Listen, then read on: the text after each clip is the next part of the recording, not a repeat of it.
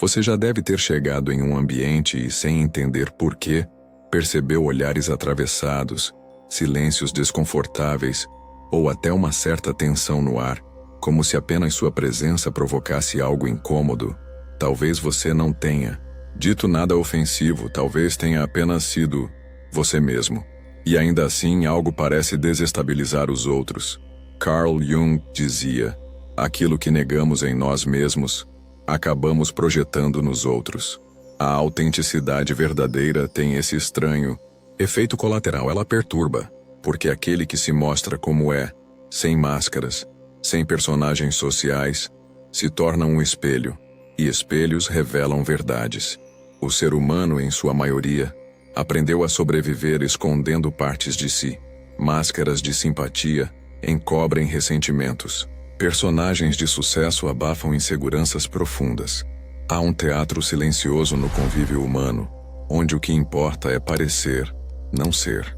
Mas quando alguém entra em cena com o peito aberto, o olhar direto e a alma sem disfarces, esse teatro se desfaz. E isso assusta. A autenticidade não grita, não acusa, não impõe. Ela apenas é. Mas esse ser autêntico carrega uma força ancestral. A força da sombra integrada.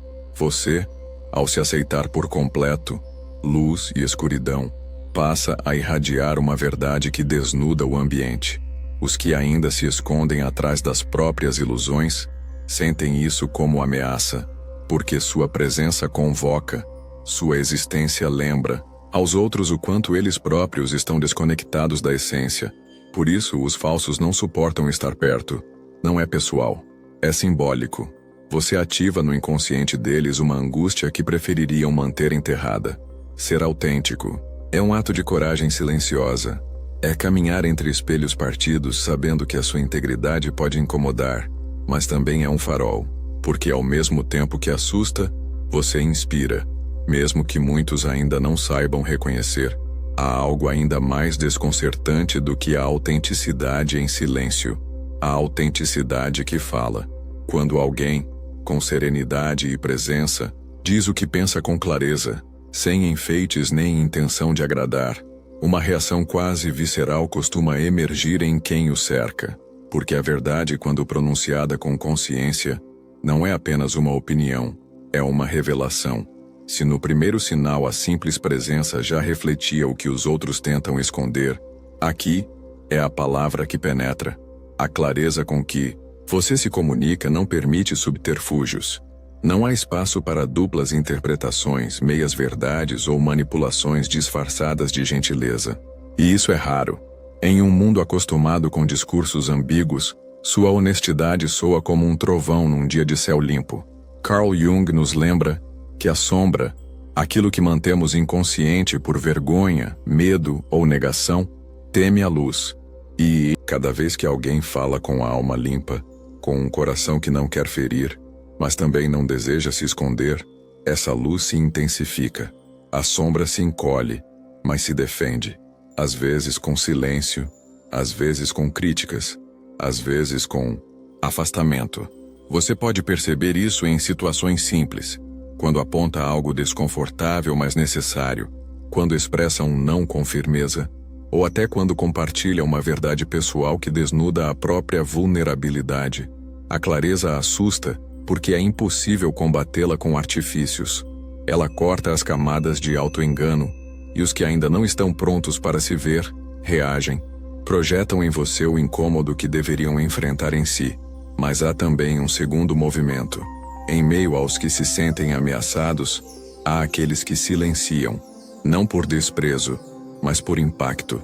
Sua forma de falar os faz pensar. Eles não sabem como responder à verdade, então se afastam para digeri-la. Pode parecer rejeição, mas às vezes é admiração embrionária, uma semente que ainda não brotou. A clareza é um dom, mas também um fardo. Ela exige responsabilidade, saber quando falar, como falar e por que falar. Jung nos ensinaria que o verdadeiro sábio não é aquele que sempre diz a verdade, mas aquele que sabe discernir quando ela será um remédio e quando será um veneno. Sua clareza incomoda sim, mas também liberta.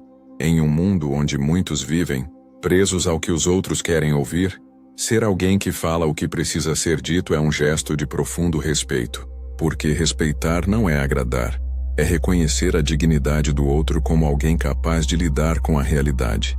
E talvez, no fundo, seja esse o verdadeiro chamado da autenticidade. Ser uma presença viva que ilumina, mesmo que isso cause desconforto. Porque só há transformação quando a luz entra na sala escura da psique. Após a clareza que fere ilusões, surge outro tipo de desconforto, aquele causado pelo seu silêncio. Não o silêncio tímido ou constrangido, mas o silêncio lúcido.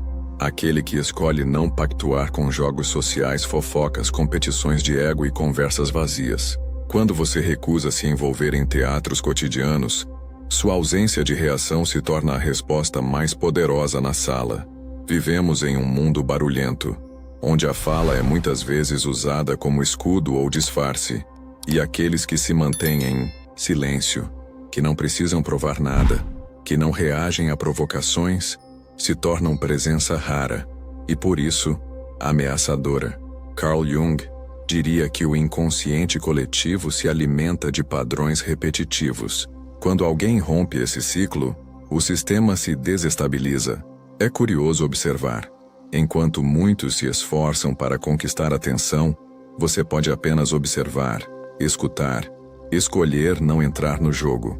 E isso incomoda, porque, ao não reagir, você não confirma as máscaras alheias. Sua neutralidade soa como um julgamento silencioso, mesmo que você não esteja julgando ninguém. Você apenas se recusa a representar. Esse tipo de postura ativa projeções intensas. Alguns o verão como arrogante, outros como frio, e muitos simplesmente não entenderão por que você não quer fazer parte.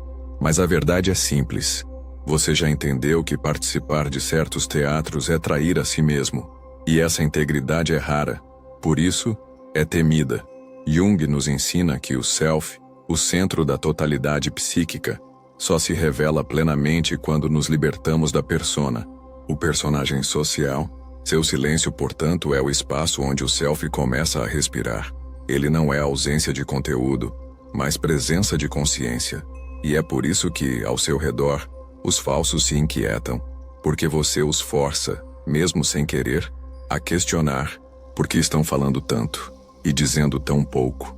Há também beleza nesse silêncio. Ele atrai os sensíveis, os despertos, os que anseiam por profundidade. Sua quietude é um convite sutil. Você pode ser verdadeiro aqui. Não precisa fingir. E isso é precioso. Mas sim, nem todos vão suportar, porque sua recusa em aplaudir o espetáculo faz cair o pano. E alguns preferem continuar a peça, mesmo com o teatro vazio. Depois do silêncio que não compactua com falsidades, vem algo ainda mais contundente. A coerência de quem vive aquilo que acredita. Em um mundo onde o discurso e a prática raramente caminham juntos, ser alguém que alinha palavra e ação é um ato subversivo e profundamente desconfortável para os que ainda vivem em dissonância. A autenticidade plena não está apenas no que se diz ou no que se cala, mas principalmente no que se escolhe. Suas decisões, mesmo as pequenas, carregam uma força simbólica. Quando você se recusa a agir por vaidade, quando escolhe o que é certo em vez do que é conveniente, quando diz não ao que todos dizem sim, isso cria rachaduras. No conforto das contradições alheias, Carl Jung escreveu que aquilo que não enfrentamos em nós mesmos, encontraremos como destino. Quando você age com coerência, você se torna um lembrete vivo de que é possível fazer escolhas conscientes. E esse lembrete pode ser insuportável para aqueles que justificam suas omissões com discursos elaborados, mas vazios de prática. Imagine alguém que prega empatia, mas age com indiferença. Alguém que fala sobre liberdade, mas vive preso ao medo da opinião alheia. A sua coerência é um espelho que revela essas rachaduras. E mais uma vez, como nos capítulos anteriores, o problema não é você. É o que sua presença desperta nos outros. Essa coerência se manifesta de forma simples, mas profunda. Você não precisa se justificar. Sua vida fala por si. Suas escolhas gritam onde suas palavras apenas sussurram. E isso é um tipo de verdade que não pode ser ignorada. Mas ela cobra um preço. Você será visto como diferente, radical, até mesmo intenso demais. Haverá quem tente desqualificar sua integridade chamando-a de rigidez. É um mecanismo de defesa do ego coletivo, que tenta proteger o status quo. No entanto, essa mesma coerência é o que atrai os que buscam sentido. Em um mundo saturado de falsidade, pessoas autênticas são como bússolas. Você, mesmo sem querer liderar, acaba guiando. Porque a coerência tem magnetismo. E os que já começaram a despertar, sentem-se atraídos por ela. Jung, também nos Asmastondos, lembra da necessidade de integrar opostos. Ser coerente não é ser inflexível. É saber dizer sim e não com consciência. Reconhecer limites sem perder a essência. É estar inteiro em cada escolha, mesmo quando ela exige renúncia. E sim, essa integridade afasta, mas também seleciona. Ela separa o superficial do essencial. Os que não suportam, se afastam. Os que ressoam, se aproximam. E aos poucos, o caminho da autenticidade, embora mais solitário, torna-se mais verdadeiro. Ser coerente é, portanto, viver em acordo com sua alma. E isso por si só, já é um gesto revolucionário. Depois da coerência que silencia as contradições, surge algo ainda mais perturbador para os falsos. A sua liberdade de ser quem você é, sem pedir permissão. Em um mundo onde tantos vivem, presos à necessidade de aprovação, ser alguém que age, decide e vive sem buscar a validação externa é um gesto ousado e muitas vezes intolerável para aqueles que ainda são escravos da imagem. Carl Jung dizia que a individuação, o processo pelo qual nos tornamos quem realmente somos, exige romper com as expectativas da coletividade. Isso significa aprender a dizer, eu sou assim, mesmo que não agrade. E essa afirmação, quando feita com serenidade e não com arrogância, é uma das forças mais revolucionárias que existem. A maioria das pessoas molda seus comportamentos com base no que é aceitável, desejável ou admirado socialmente. Não fazem isso por maldade, mas por medo. Medo de rejeição, exclusão, crítica. Já você, ao escolher ser livre interiormente, mostra que é possível viver a partir de si e não a partir do olhar do outro. E isso desestabiliza. Sua liberdade, muitas vezes silenciosa, é um grito ensurdecedor para os que vivem em gaiolas douradas. Você não precisa seguir a moda do momento. Não se curva à moralidade seletiva, não se rende ao jogo de agradar para pertencer. E por isso, sua presença incomoda, porque ela diz, sem palavras, você também poderia ser livre, mas escolheu se prender. Esse tipo de autenticidade ativa defesas profundas. Alguns tentarão ridicularizá-lo, como se sua liberdade fosse irresponsabilidade. Outros mais sutilmente tentarão podá-lo. Você não acha que está exagerando? Talvez seja melhor ser mais discreto, não porque se importam com você, mas porque a sua liberdade ameaça a prisão deles. E, ironicamente, essa liberdade não é agressiva. Ela não busca confrontar. Ela apenas é. E talvez esse seja o ponto mais delicado. Sua liberdade mostra que há outro jeito de viver. Um jeito que não precisa se explicar, nem agradar. Um jeito que nasce do alinhamento interno, não da aprovação alheia. Jung ensinava que a verdadeira liberdade não é fazer tudo o que se quer, mas sim ser inteiro em cada escolha. E é isso que você faz. Você escolhe com alma, vive com presença, se expressa com verdade. Sua liberdade não é rebeldia, é maturidade. E como vimos até aqui, os falsos não suportam isso. Porque sua liberdade é um espelho cruel. Mostra o quanto eles ainda dependem do olhar externo para existir. Mas entre os que se incomodam, há também os que se inspiram. Sua liberdade desperta um desejo adormecido nos que estão cansados de fingir. Você planta a possibilidade de outro modo de ser. Mais leve, mais verdadeiro, mais seu. E por mais paradoxal que pareça, quanto mais livre você for, mais profundamente você conecta com os outros. Porque a liberdade autêntica, longe de isolar, abre espaço para encontros reais sem máscaras. Depois da liberdade de ser quem se é, sem buscar aprovação, vem um novo tipo de impacto. O que sua profundidade de alma causa nos que preferem permanecer na superfície. Em um mundo de relações rápidas, opiniões rasas e conexões frágeis, sua profundidade emocional, existencial e simbólica se torna não apenas rara, mas quase incômoda. Ela constrange, desestabiliza e, para alguns, é absolutamente insuportável. Carl Jung nos ensinava que descer às profundezas da psique é como uma jornada ao submundo, perigosa, mas essencial. Nem todos estão dispostos a encarar esse mergulho. A maioria se contenta em viver na superfície, onde tudo é previsível, controlável, confortável.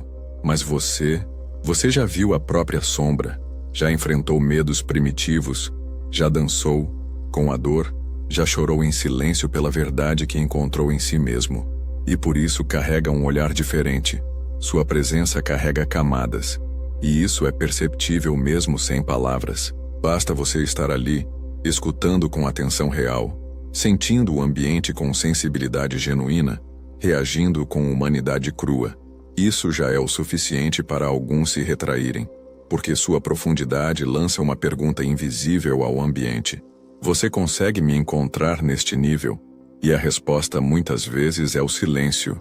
Mas esse silêncio não é respeito, é desconforto, porque há pessoas que, instintivamente, percebem que você enxerga além, que capta intenções, detecta disfarces, sente dores ocultas. Você se tornou um leitor simbólico da alma humana, e isso assusta, não porque você seja ameaçador, mas porque sua percepção os obriga a ver o que preferiam ignorar em si mesmos. É comum que pessoas profundas sejam vistas como difíceis, intensas, sensíveis demais. Esses rótulos são defesas. São tentativas de desqualificar aquilo que não se consegue acompanhar. E no fundo, são também um pedido inconsciente. Por favor, não me leve tão fundo. Eu não sei nadar. Você, no entanto, não aprofunda por escolha consciente. Você é assim. Para você tudo tem camadas. As conversas não precisam ser longas, mas precisam ser verdadeiras. Os vínculos não precisam ser numerosos, mas precisam ser reais. A vida para você não é uma sequência de eventos, mas um processo simbólico, uma narrativa interior, uma alquimia da alma.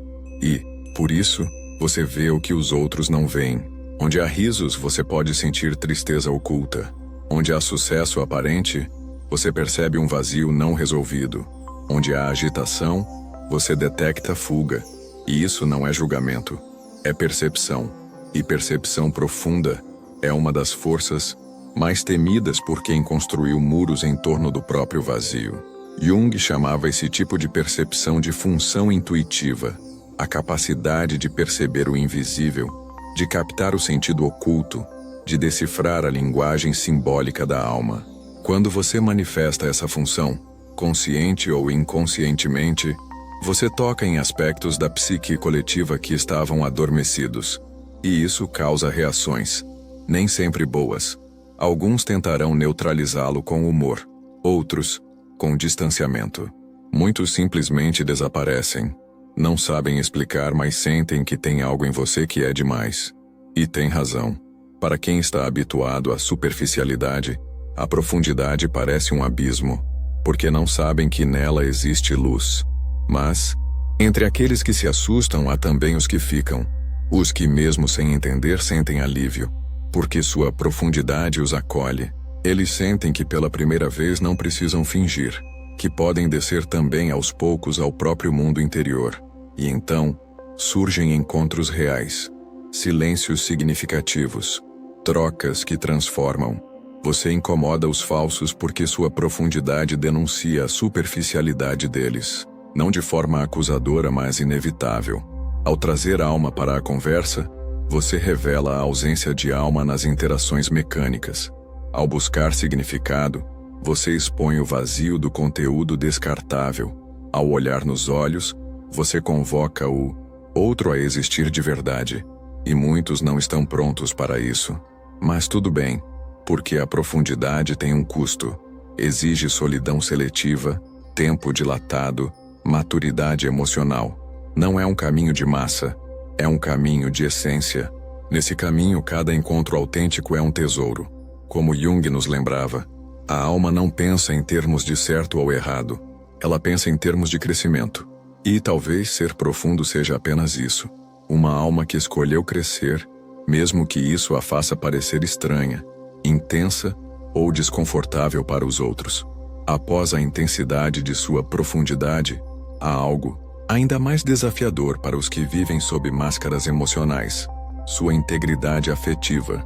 Em um tempo em que a maioria aprendeu a camuflar emoções para sobreviver, você ousa sentir.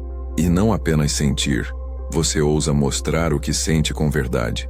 Essa honestidade emocional é como uma lâmina invisível, onde ela passa, corta a encenação. Carl Jung dizia que uma emoção não enfrentada jamais morre. Ela permanece viva no inconsciente, distorcendo nossas reações, projetando-se nos outros, transformando-se em sintomas. Por isso, quando você chora, se emociona, expressa raiva ou alegria com autenticidade, está na verdade fazendo o que muitos não têm coragem de fazer: dar espaço à alma para respirar. Em um mundo que exige compostura, racionalidade e inteligência emocional convertida em autocontenção, sua capacidade de se emocionar honestamente é vista como fraqueza, quando na verdade é força rara. Sua lágrima sincera em um momento de dor carrega mais potência transformadora do que 1000 sorrisos forçados. Sua indignação diante da injustiça revela mais lucidez do que o conformismo polido. E isso incomoda, porque os que se acostumaram a viver no teatro emocional, sorrindo para agradar, chorando sob controle, fingindo calma enquanto explodem, por dentro, sentem-se profundamente ameaçados por alguém que não representa. Sua presença diz: é possível ser real. E essa possibilidade para quem vive se escondendo é aterradora. Você já deve ter vivido isso. Expressar um sentimento sincero e ser chamado de sensível demais, emocional, intenso, são formas de desqualificar o que não se consegue sustentar. Quem não se permite sentir ataca quem sente, porque a verdade emocional alheia revela a mentira da própria fachada. Mas você não sente para ser admirado. Você sente porque está vivo, porque sua alma pulsa, porque a vida para você não é um roteiro ensaiado, mas uma experiência sentida. Você reconhece que a dor tem valor, que a tristeza ensina, que a alegria compartilhada é cura, e, sobretudo, que negar emoções é amputar partes essenciais do ser. Essa integridade emocional, essa capacidade de estar inteiro em cada sentimento, é uma das expressões mais elevadas do self, segundo Jung, pois não se trata de explosão descontrolada, mas de verdade vivida. Trata-se de um ego que se rende à alma, permitindo que ela se expresse sem censura. Os falsos, no entanto, não sabem como lidar com isso, porque a emoção autêntica quebra o padrão. Ela bagunça o script, ela exige presença, e muitos não estão dispostos a estar presentes de verdade. Preferem manter a distância segura das relações encenadas, onde ninguém se mostra por inteiro, e todos jogam o jogo social. Mas há algo mágico nesse tipo de verdade emocional. Ela abre espaço, ela convida, ela acolhe. Pessoas que nunca se permitiram sentir diante de você, começam a perceber que talvez exista um caminho mais humano. E mesmo sem dizer uma palavra, sua expressão sincera de dor ou alegria ensina mais do que qualquer teoria. É claro, isso não vem sem custo. Haverá quem se afaste, haverá quem julgue, haverá quem tente moldá-lo ao que é aceitável, mas haverá também os que ficam. E esses, você perceberá, são os que também estavam à procura de permissão para ser quem são. Ser emocionalmente íntegro é um risco, mas também é um dom que cura, que desperta, que transforma. Você não é fraco por sentir, você é forte por não fugir. E no silêncio do seu sentir verdadeiro, muitos ouvirão pela primeira vez a própria alma sussurrando. Após a integridade emocional, há um passo ainda mais profundo, e para muitos, Mais perturbador, a escolha de ser vulnerável. Em uma cultura que idolatra o controle, a performance e a imagem de força, mostrar-se em fragilidade é um ato de revolução silenciosa, e para os que vivem de aparências, essa coragem parece quase uma ameaça. Carl Jung nos lembra que a jornada da individuação exige o confronto com a sombra, tudo aquilo que escondemos por medo de não sermos amados. E a maior parte das pessoas vive protegida atrás de uma persona idealizada, sempre forte, sempre certa, sempre segura. A vulnerabilidade desmonta esse castelo, porque ela mostra que a verdadeira força não está em parecer inabalável, mas em sustentar-se inteiro mesmo quando se está despedaçado. Você já percebeu como algumas pessoas se incomodam quando você compartilha uma dor real, uma dúvida profunda, ou até um momento de insegurança com honestidade? Não é por maldade, é porque, ao fazer isso, você os convida a olhar para o que eles próprios escondem. Sua vulnerabilidade ativa um espelho que ninguém pediu, mas que não pode ser ignorado. Quando você diz, eu não sei, estou com medo, sinto-me perdido, não está se diminuindo, está se humanizando. E isso exige mais coragem do que sustentar uma imagem invulnerável. Você não tem medo de ser visto por completo. E isso desarma, porque a maioria aprendeu a amar sendo útil, sendo forte, sendo perfeito. Mas você mostra que é possível ser amado, mesmo sendo imperfeito. E isso muda tudo. Esse tipo de entrega não é frágil, é lúcida. É o oposto do vitimismo, porque vem do centro da alma e não da carência. É uma exposição que não implora, mas afirma: aqui estou, verdadeiro. E essa presença vulnerável tem um poder imenso. Ela cria confiança, aproxima, cura, mas paradoxalmente também afasta. Porque para alguns, é mais fácil manter relações com máscaras do que olhar nos olhos de alguém real. Ser vulnerável é abrir espaço para ser tocado. E tocante é revelar feridas que ainda cicatrizam, medos que ainda caminham ao seu lado, histórias que ainda doem, não para buscar pena, mas para construir pontes. Porque só quem conhece sua própria dor pode reconhecer a dor do outro sem julgá-lo. Você não tem medo de ser ridículo, de errar, de não saber. E isso é liberdade. Sua vulnerabilidade é um convite. Você também pode baixar a guarda, mas nem todos aceitam. Muitos preferem atacar a sensibilidade alheia do que encarar a própria. E mais uma vez, você se torna incômodo, não por algo que fez, mas por aquilo que representa. Jung dizia que todo crescimento exige morte e renascimento. A vulnerabilidade é isso. Permitir que uma parte morra, a persona idealizada, para que o verdadeiro self possa nascer. Esse processo é contínuo, doloroso, mas profundamente libertador. E no meio desse caminho você se torna referência, mesmo sem querer, porque quem já sentiu a profundidade da dor, também sabe oferecer compaixão verdadeira. Você se torna alguém com quem é possível baixar as defesas, ser imperfeito, ser real. Mas não se engane, os que não estão prontos para isso continuarão a chamá-lo de frágil, exagerado, instável. É o preço da verdade. Mas os que ficam, esses descobrirão que a verdadeira força nunca se constrói sem vulnerabilidade. No final de todas as camadas, da presença silenciosa à vulnerabilidade consciente, resta algo que muitos não conseguem entender: a sua paz. Uma paz que não vem da ausência de conflitos, mas da integração de todos eles. Uma paz que não precisa vencer ninguém, porque já não vive em guerra consigo mesma. E justamente por isso, essa paz incomoda. Carl Jung dizia que a verdadeira individuação leva à reconciliação dos opostos dentro de nós. Luz e sombra, razão e emoção, força e fragilidade. Quando isso acontece, nasce algo que é raro e profundo: serenidade. Não é passividade, não é indiferença. É a consciência de que não é mais necessário reagir a tudo, convencer ninguém, disputar espaços ou provar valor. Você se tornou alguém que pode ser atacado e escolher não atacar de volta. Pode ser mal interpretado e ainda assim permanecer em silêncio. Pode ser excluído e não perder o próprio eixo. porque há algo em você que não depende mais do reconhecimento externo para existir. E isso para os falsos é insuportável.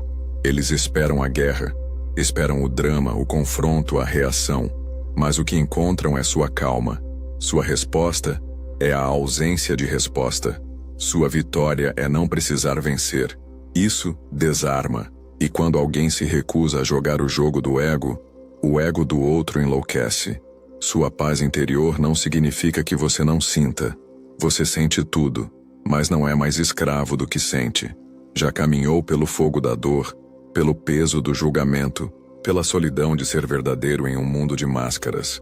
E agora carrega um silêncio que fala, uma presença que não exige, mas transforma.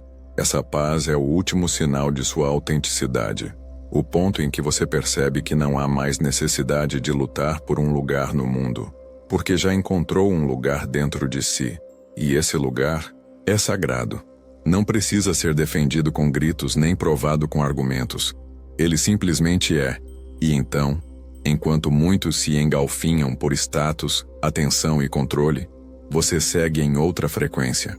E paradoxalmente, quanto mais paz você transmite, mais conflito desperta nos que ainda vivem desconectados da própria essência. Mas essa paz também cura. Ela é como um campo energético que, mesmo em silêncio, convida à transformação. Os que estão prontos sentirão alívio em sua presença. Os que ainda resistem se afastarão. Mas todos, de alguma forma, serão tocados. Jung escreveu que o encontro com o Self é um momento de silêncio e iluminação. É isso que sua paz oferece. Um convite ao retorno ao centro, à presença, ao ser. Você não impõe esse chamado, você o encarna. E essa é a maior expressão da autenticidade. Você chegou até aqui não sem feridas, mas com consciência, não sem dor, mas com sabedoria. E agora sua simples existência se tornou uma declaração. Eu sou. E isso basta. Se você se identificou com esses sinais, ou sentiu que essa jornada falou com sua alma, curta este vídeo, compartilhe com alguém que precisa ouvi-lo, e se inscreva no canal para continuar explorando os caminhos profundos da psicologia e da alma. Sua presença aqui é parte do despertar coletivo que tanto precisamos.